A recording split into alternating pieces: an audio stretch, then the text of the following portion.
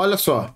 Vazou aí, né? Vazou não, né? Foi notoriamente público. O presidente Lula, no Egito, fez um discurso que deu o que falar. Fez ali um discurso bem forte, uma postura muito necessária e muito acertada, né? E a gente vai assistir, né, como é que foi esse discurso, pra gente poder também entender, né, se a gente acha que, bom, a partir dessa análise, o discurso do Lula faz sentido ou não, comparar o genocídio palestino com o Holocausto, com a Shoah, né, judaica.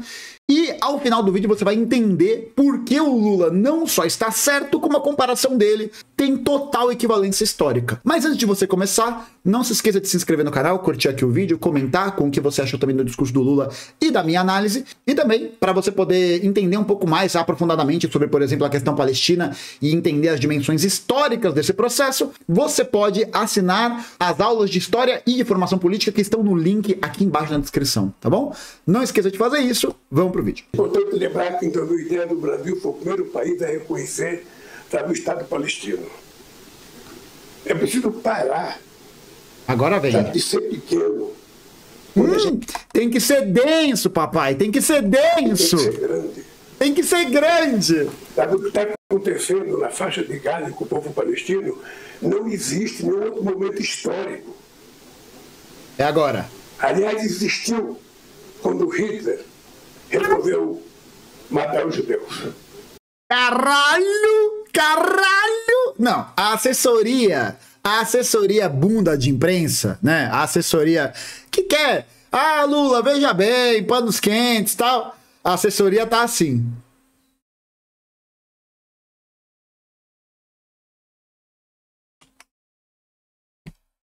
Receba! Ó. Não é possível que a gente possa colocar um tema tão pequeno. Sabe? Você O jornalista ficou maluco. deixar de ter ajuda humanitária. Quem vai ajudar a reconstruir aquelas casas que foram destruídas? Quem vai distribuir a vida de 30 mil pessoas que já morreram, 70 mil que estão feridos? Quem vai devolver a vida das crianças que morreram, sem saber por que estavam morrendo? Caralho, pesado, hein? Isso é pouco para mexer com o senso humanitário dos dirigentes políticos do planeta? Então, sinceramente... Aí, ó. Tem que reconhecer. Tem que reconhecer. E lá vai mais. Sabe? Ou o Tem que reconhecer. muda o seu comportamento com relação ao ser humano, ou o ser humano vai terminar mudando a classe política.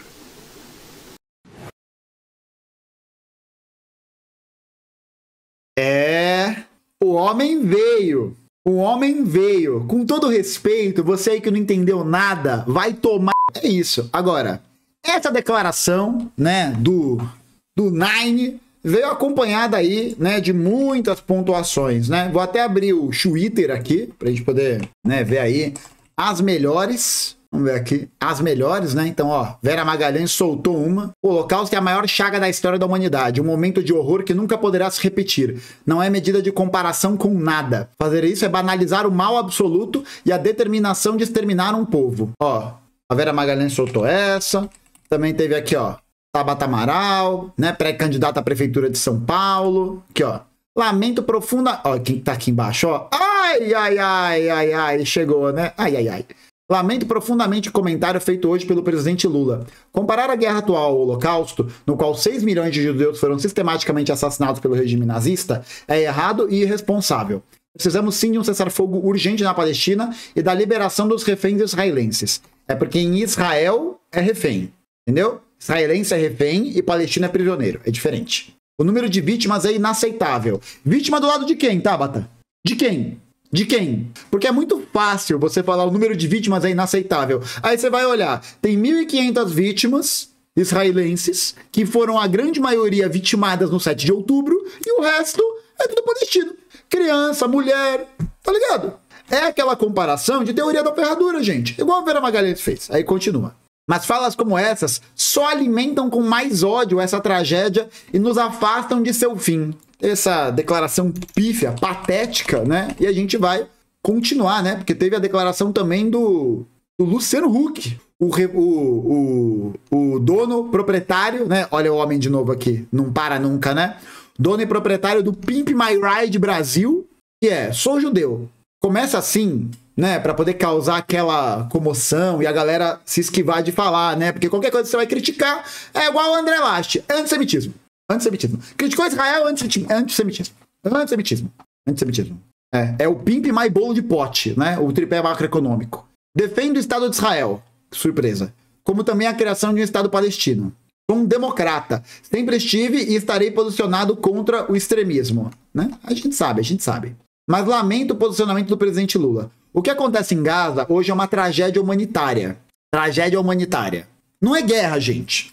Não é guerra. É tragédia humanitária. O número de vítimas civis é inaceitável e imperdoável. Vítimas civis do lado de quem, Luciano Huck? De quem? Quem que tá morrendo?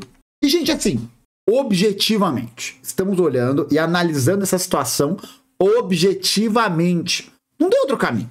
Não tem outra coisa. Não tem eu acho que, na minha opinião, mas em outro momento. Não. Vamos lá. Objetivamente, o que está acontecendo é uma guerra colonial perpetuada pelo sionismo israelense. É isso que está acontecendo. É isso que está acontecendo. Porém, a guerra de hoje não é remotamente parecida com o Holocausto. Espero que Lula repense sua posição e silencie vozes antissemitas à sua volta, que dizem que os judeus de hoje espelham os nazistas do passado. Isso não contribui para a paz. E aí, muita gente vai pegar essa declaração para utilizar isso como um combustível para poder criar, né, uma ideia de que a declaração do Lula não teve nada a ver, né? Não tem nenhum tipo de paridade histórica com o Holocausto, né? Com a Shoah, com aquilo que foi entendido como um processo de um plano, né? Entendido não, aquilo foi um plano de extermínio dos não-arianos, sobretudo na Alemanha dos judeus. Mas é importante salientar que o projeto colonialista da Alemanha nazi é um projeto que tinha como principal alvo a comunidade judaica. E isso não era uma exclusividade da Alemanha nazista, porque tinha pogrom, né, movimentos de perseguição aos judeus na Rússia czarista. Você tinha antissemitismo fortíssimo nos Estados Unidos. Tinha não, né? Tem um antissemitismo fortíssimo nos Estados Unidos, na Inglaterra, na França. Isso tem, ó, em Portugal, na Espanha. Enfim, o antissemitismo é um negócio que tá aí, ó, há muito tempo acontecendo, tá? Há muito tempo acontecendo. E aí, quando a galera faz, né, essa diferenciação, tentando, né, criar ali aquela teoria da ferradura, elas esquecem, né? Eu vou dizer esquecem para dar o benefício da dúvida. Porque se não esqueceu, aí é só canalice. Só canalice mesmo. Aí é realmente o lado da luta de classes que a pessoa mostra em que ela está. Mas as pessoas esquecem uma coisa. Elas esquecem o que foi o Holocausto. Elas esquecem o que foi o Holocausto. Por quê? Por que as pessoas esquecem o que foi o Holocausto? Porque, gente, o Holocausto, ele é fruto de um processo, ele é fruto de um elemento organizador, né, de um projeto político da Alemanha nazista, mas que não começa com os campos de extermínio. Não começa com Auschwitz, entendeu? Não começa com os campos da Polônia. Não começa. O Holocausto, ele começa a partir de um processo de dominação política da Alemanha. Então, a Alemanha vai com o Partido Nacional Socialista, o Partido Nazista, vai assumir o poder a partir da nomeação de Hitler como chanceler, da morte do Paul von Hindenburg, e depois que vai garantir o controle total do poder político nas mãos de Hitler, tanto como presidente quanto o chanceler. Aí ele acumula todas as funções, aí ele fica super poderoso. E aí que está a questão central. O processo de criação do Holocausto, né, o processo de genocídio perpetuado pelos nazistas, nada mais era do que uma cópia escrachada e importada para a Europa de todas as dinâmicas políticas que já existiam e eram realizadas pelo assim chamado mundo livre com o colonialismo. Por quê? Por que dá para fazer essa aproximação de dizer que o genocídio perpetuado contra os judeus na Alemanha, contra os não-arianos, né, mas sobretudo contra os judeus na Alemanha, é uma cópia escrachada do colonialismo? Escrachada. Por uma série de razões. Sobretudo porque, quando a gente está pensando, né, nesse termo genocídio, quando a gente para analisar, é preciso que a gente entenda também que genocídio não vai significar somente a exterminação física daquele grupo. Porque genocídio diz respeito também a uma necessidade de eliminação também daquela sociedade, daquela etnia, daquela nação, daquele grupo, enquanto sujeito político, enquanto sujeito histórico. Como que isso acontece, né? Como que isso acontece, por exemplo, com os palestinos? A gente vê, né? Acho que a imagem imediata que a gente percebe, né, desse genocídio aos palestinos é com a destruição das oliveiras, é com a destruição das casas, é com a morte das crianças, bombardeio de hospitais, de escolas, parará, piriri, pororó. Gente, essa é a ponta final do iceberg. Essa é a ponta da solução final do Netanyahu, do sionismo, em que o Netanyahu, Jô, bota a imagem aqui, por favor, que o Netanyahu mostra o mapinha mostrando a grande Israel, em que a Palestina já não existe mais. É o processo em que os israelenses, o exército israelense, lá em 1947, vai destruir as oliveiras que produzem o azeite, que é um dos principais produtos dos palestinos, de venda, de comércio. É o processo de retirada das pessoas das suas terras. É o processo de proibição de circulação. E aí mostra, né, o desconhecimento, mostra a profundidade de um pires dessas pessoas, que entendem numa visão determinada, numa visão historiograficamente limitada, burra, o que é um genocídio. Simples assim. Por quê? Porque o genocídio, ele não começa com a política de extermínio deliberada. Ele não começa com o soldadinho do IOF fazendo dancinha para poder comemorar o seu lugar de carrasco. Não começa assim. O genocídio diz respeito não somente à eliminação física, mas também à eliminação daquele grupo, daquela nação, como sujeito histórico, como sujeito no tempo. Então, não é somente necessário você eliminar aquele grupo fisicamente. É preciso que você construa uma estrutura que destrua a condição de cidadania e a condição de reconhecimento daquele povo enquanto um povo. E aí o Lula tá certo. O Lula tá certo. E agora é isso, né? Agora, para poder fazer a crítica, né? São Flores. Agora que bancou, que trucou, tem que pedir 6. Tem que cortar relações diplomáticas e comerciais com Israel para ontem. Para ontem. Para ontem.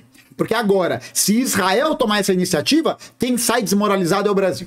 Então isso aqui é um apelo para o Ministério das Relações Internacionais, é um apelo para o presidente da República que ele rompa essas relações. Porque política se faz também a partir da construção da hegemonia e da nossa intransigência. E que nesse caso o Lula está coberto de razão. Coberto. O nosso objetivo deve ser prestar solidariedade a todos os povos oprimidos da terra e defender a sua autodeterminação sem que isso inflija a organização de outra sociedade. O sionismo não é a autodeterminação dos povos. O sionismo é colonialismo. O sionismo constrói o seu Estado não a partir do respeito da autodeterminação dos outros povos, mas a partir da supressão da existência de outros povos, tá ligado? Que são os palestinos, que são os judeus ortodoxos, que são contra Israel, tá ligado? E aí, para poder fazer aqui, né, a gente entender esse panorama histórico, por que o Lula tá certo? Israel faz o mesmo modus operandi que a Alemanha entre 1933 e 1945 fez com os judeus. E eu posso provar. Posso provar por quê? Porque, ó, vou até deixar aqui o link na descrição. Eu não tirei isso aqui do site do Hamas, do site do Vermelho Esquerda Ferrari de Ouro. Eu tirei isso aqui da Enciclopédia do Holocausto, tá? Enciclopédia do Holocausto, tá bom? Qual que é a questão? Em 1933, a Alemanha, né, o parlamento alemão, já dominado pelo Partido Nazi, vai passar uma lei que é a chamada Lei do Novo Serviço Civil. E essa lei vai impedir que não-arianos, sobretudo judeus, tivessem acesso e pudessem exercer cargos públicos. Que seria necessário, por exemplo, que quando um judeu fosse se tornar um funcionário público, ele precisasse pagar uma taxa, pagar um valor para entrar. Além disso, né, também vão ter outra série de proibições, como a proibição, por exemplo, da realização do abate para garantia da alimentação kosher, que é um tipo de alimentação que tem umas regras, né, para poder abater o animal, montar prato, cozimento, algo similar ao que é o halal na cultura islâmica, né? Algo similar. E aí, além disso, além dessas leis que vão sendo passadas, e você percebe, são leis que vão avançando aos poucos e que vão aproveitando, né? E aí isso alinhado com o discurso dominante feito pelas autoridades da Alemanha, inflamar o discurso antissemita, inflamar o discurso anti-judeu, pra caralho, né? Então as lideranças, isso poderia, né? Isso até, né, se via menos nas políticas nacionais em um certo momento. Mas você vai ver que esse tipo de discurso, de envolvimento político, microlocalmente, né, regionalmente, que é onde interessa, acontecer à torta direita. À torta direita. As lideranças locais sendo antissemitas pra caralho, velho.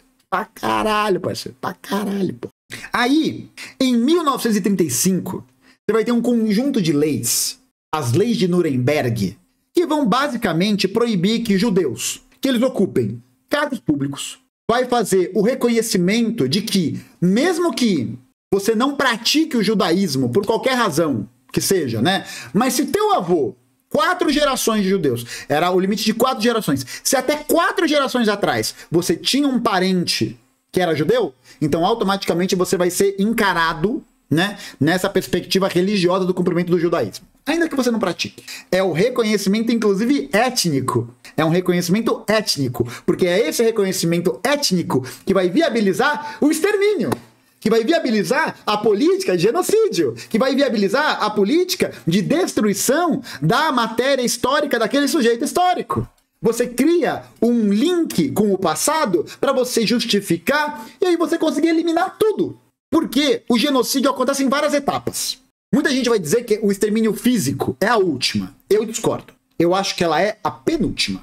Aí você tem um processo também de arianização da Alemanha.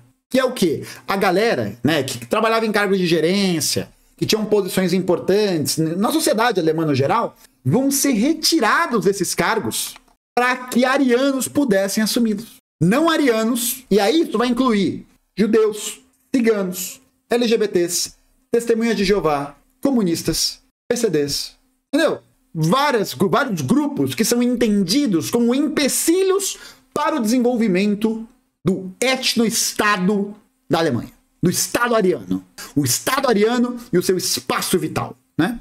Aí você tem não somente isso, você começa a ter nesses, né, como eu falei, nessas influências políticas locais, os pogroms, que eram basicamente a galera sair no meio da rua matando judeu, destruindo o comércio de judeu, tocando terror, tirando a galera das suas casas, sabe? Tirando a galera que basicamente estava ali de boa vivendo e vai ser vítima disso. Vítima, tá? E o sionismo fomenta o antissemitismo. O sionismo, atenção porque eu vou dizer, o sionismo fomenta o antissemitismo. Porque o sionismo não é a representação geral do que significa a religião judaica. E por causa das posições tomadas pelas autoridades sionistas, isso vai significar um crescimento do ódio aos judeus. Por quê? Porque o discurso do senso comum, o discurso geral vai ser o quê? Olha lá os caras, né? Os judeus, né? Matando os palestinos, matando os islâmicos. Isso fortalece o antissemitismo. Fortalece. Ah, eu acho que não. Não interessa o que você acha. Não interessa. Isso é o que é dado objetivo. É um processo de fortalecimento dessa ideia. Aí você tem, além disso, autoridades nazistas, localmente, ali regionalmente na Europa, que vão ajudar pogroms e perseguição a judeus dentro de outros países. Como foi o caso, por exemplo, na Ucrânia, na Polônia, na Tchecoslováquia. Tá ligado? Vai ter esse processo de auxílio. E ó, aqui ó, as autoridades se empenhando para isso. E aí você pensa, bom, Gustavo, tudo bem. Você tá falando até agora várias paradas que aconteceram na Alemanha. O que tu tem a ver? O que isso tem a ver com a Palestina? Palestino tem passaporte separado. Palestino não tem representação política no parlamento israelense, mesmo que ele more em Israel. Palestino não tem o direito de circulação entre os territórios de Gaza e da Cisjordânia, porque atravessa Israel, sem ter autorização militar para fazê-lo. Os palestinos não têm autorização para sair de Gaza. Os palestinos não têm o mesmo tipo de oportunidade para ter emprego. O palestino não pode ocupar cargo público de grande importância, não consegue. Ah, mas a autoridade palestina... Aí eu falo, olha para os palestinos na Cisjordânia, onde a autoridade palestina, que é presidida pelo Fatah, olha como os palestinos estão lidando com a questão lá. Porque a autoridade palestina é a mesma coisa que nada. É a mesma coisa que nada. Tem um bloqueio ao acesso à água. Tem as políticas de colonização, de assentamento, em que o exército atua como ponta de lança auxiliar na deterritorialização dos palestinos que moram ali há muito tempo, no avanço ilegal dos assentamentos. Tem imagem de colono de assentamento com rifle matando palestino para ocupar aquela terra.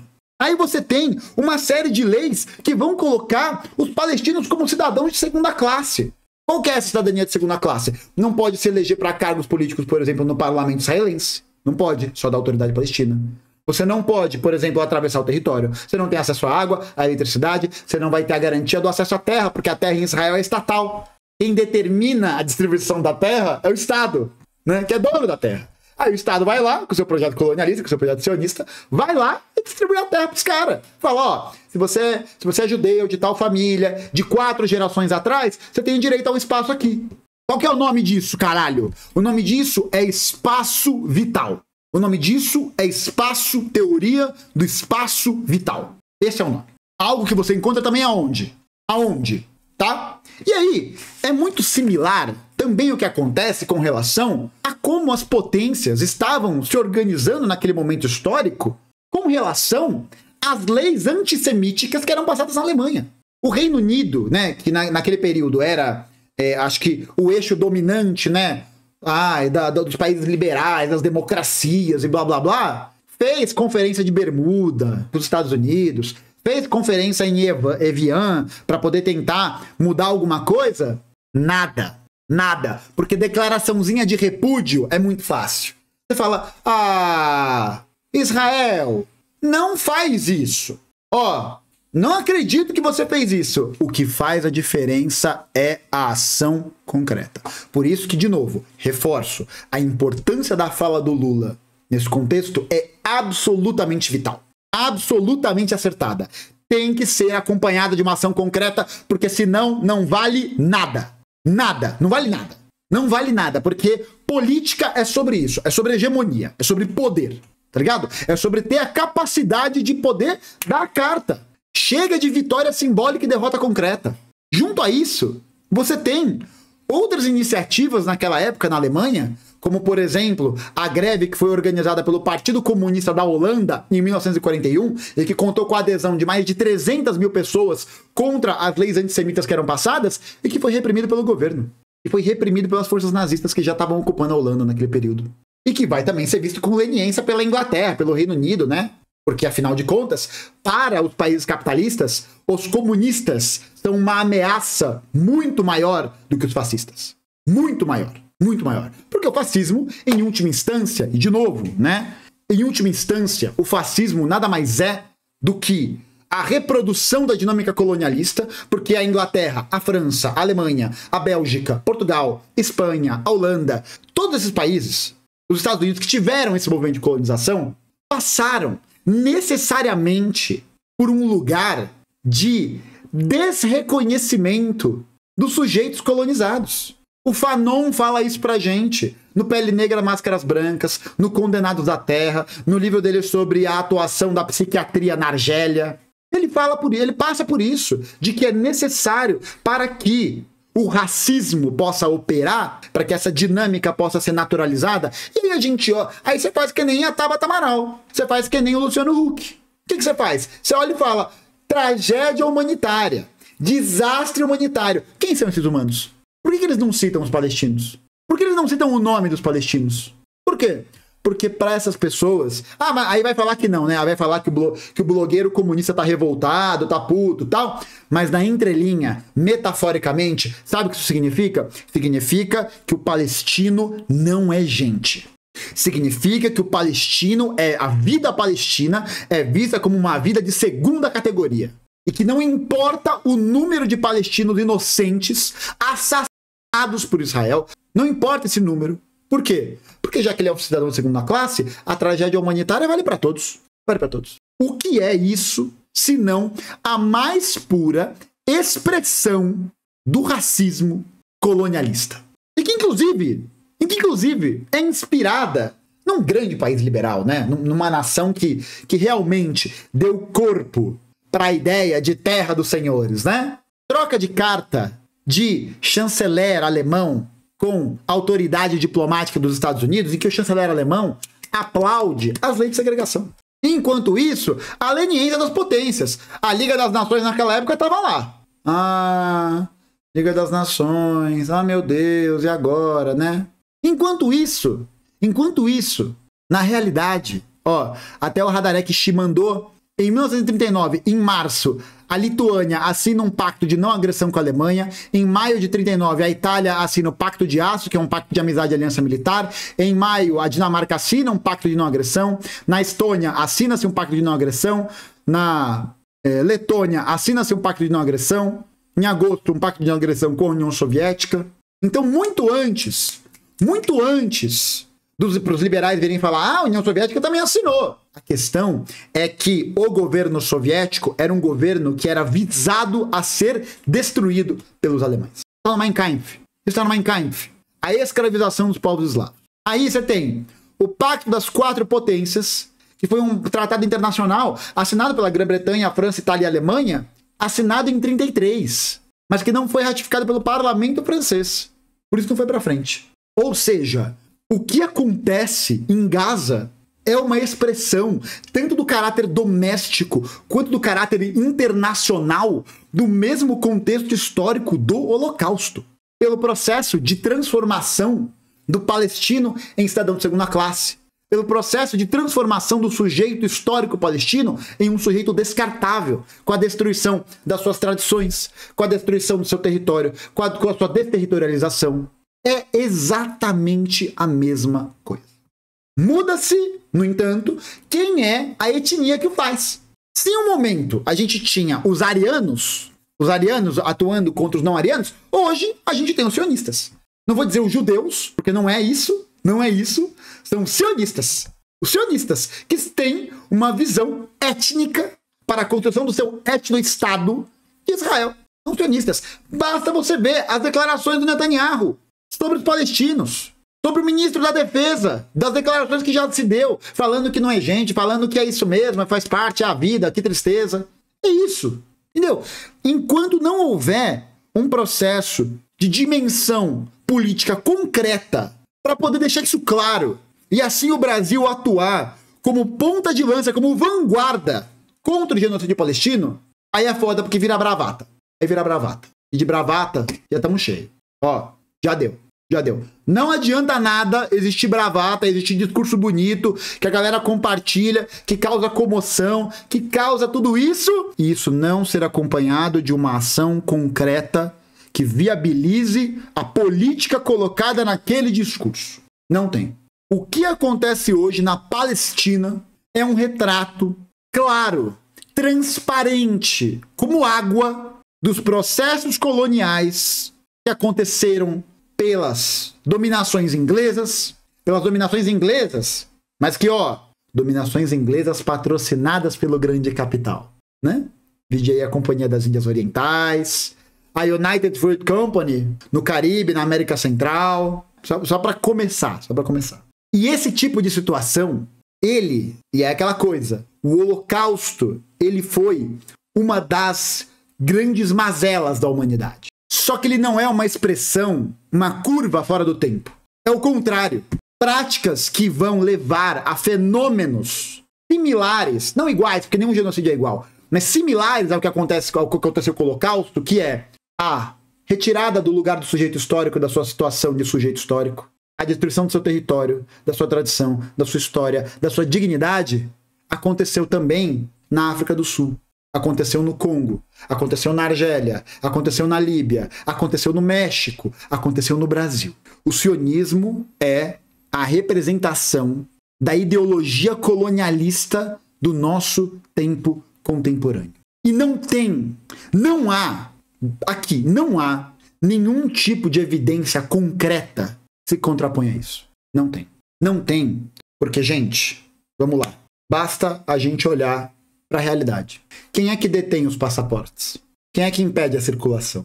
Quem é que destrói a vida econômica? Quem é que expulsa a partir dos assentamentos? Quem que faz isso? O sionismo é a expressão política, não ideológica, política, do mesmo colonialismo dos países que hoje se dizem defensores da liberdade. Esses mesmos países que aplicaram essas políticas para poder garantir a sua hegemonia e a sua supremacia econômica. O sionismo é um retrato disso. E por isso que o Lula está certo. O Lula está coberto de razão. Está coberto de razão. Coberto de razão porque a historicidade dos processos, a historicidade política dos processos é a mesma. Não há diferença. Não há diferença. É claro que, né? Mas a Alemanha criou campos de extermínio. Os campos também eram utilizados, muitas vezes, como campos de trabalho. Da mesma maneira como no Congo belga, por exemplo, as jornadas e ritmos de trabalho não podem ser encaradas como campos de extermínio? As pessoas trabalharem até morrer, não é? Terem suas mãos e pés decepados, terem seus filhos assassinados pelas autoridades coloniais. Isso não é extermínio? Pode não ser sistematizado, pode não ter, porque aí tem essa questão também, né? Não há naquele período um desenvolvimento técnico do tamanho que vai ter nos casos da Alemanha, tá ligado? Mas dá pra dizer que não há uma política de extermínio? Isso nenhum liberal vai te dizer. Isso nenhum liberal vai afirmar. Porque eles estão mais preocupados em defender essa ideia difusa de liberdade e de humanidade. Mas que, no final das contas, expressa de maneira didática e clara qual é o lado da luta de classes que essas pessoas estão. Vou repetir. A visão política e a defesa do que essas pessoas que a gente viu aqui, né, e de tantas outras que vão surfar no lobby sionista para poder fortalecer essa imagem, nada mais são do que lenientes com esse processo ao tentar dar uma cara mais humanizada, ao tentar fazer um discurso contra o ódio, contra a polarização, uma polarização que é feita entre aviões e fósforo branco e pedras e estilingues. Essa é a polarização que existe. E é uma polarização que você não precisa pensar muito, né? Ir muito longe. Basta você observar que essa polarização vitima só um lado. Curioso, né? Vitima só um lado, isso não é um problema. Isso não é um problema. Porque para essa perspectiva, em nome da defesa dos interesses da liberdade e da democracia, o palestino pode deixar de ser gente. Da mesma maneira como a classe trabalhadora também não é gente. Para que alimentar essa polarização toda? Para que alimentar esse ódio? Somos todos iguais. A diferença é que para o liberal, essa igualdade, ela tem cor, ela tem classe, ela tem gênero, ela tem história. E chegou o momento de a gente, inevitavelmente, romper com essa história. Todo apoio à fala do presidente Lula e espero do fundo do coração. Não sei se isso vai acontecer, não quero fazer previsão sobre isso, porque esse momento é um momento histórico para o Brasil e histórico para a posição de soberania que o Brasil pode assumir. Histórico. Histórico. Pode anotar. É histórico. Cabe a nós entendermos que fora do poder, tudo é ilusão. Cabe a nós a pressão para que essa vitória simbólica se transforme em vitória concreta.